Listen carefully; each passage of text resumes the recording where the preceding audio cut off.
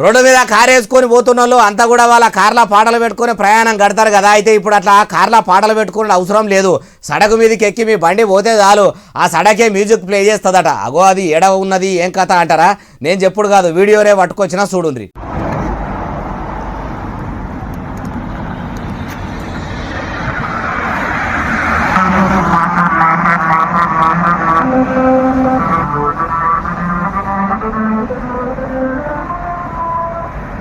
Car road మీద దంచుకొని పోతుంటే మ్యూజిక్ వస్తుంది అనుకుంటురా?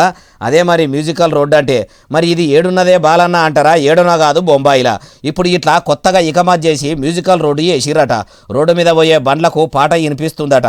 మొదలు జై హో అని పాట పెట్టిరట. బొంబాయిలున్న ఛత్రపతి సంభాజీ మహారాజు కోస్టల్ రోడ్డు మీద పోతుంటే ఇట్లా పాట వస్తుందట.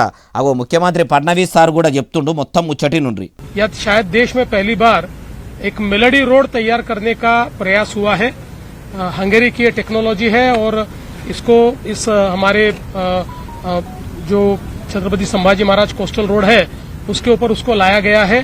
నిన్నలా సీఎం సార్ ఏమంటుండో, అయ్యా ఫడ్నవీస్ గారు, మీరు యుగురంతోని పబ్లిక్ల దేశభక్తి పెంచేందుకు హంగేరీ టెక్నాలజీతోని మ్యూజిక్ రోడ్డును మంచిగానే ఏర్పాటు చేసిండ్రు. కానీ ఆ రోడ్డు మీద లీడర్ల బండ్లు, మీ ఆఫీసర్ల బండ్లు పోతుంటే మట్టుకు మీ సర్కారు అన్నదాతలను ఆదుకుంటామని ఆగం చేస్తున్న పథకాలను యాది చేస్తే మంచిగుండు. నిరుద్యోగ యువతకు ఉపాధి అవకాశాలు ఇవ్వాలని చెప్తే ఇంకా బాగుండు. అన్నెందుకు మీ మేనిఫెస్టోను మీ లీడర్ల హామీలనే పాటలుగా పెడితే మస్తుండు. అట్లెందుకు ఆలోచన చేయలేదు అంటుర్రు ఈ ముచ్చటిన్నోళ్ళు.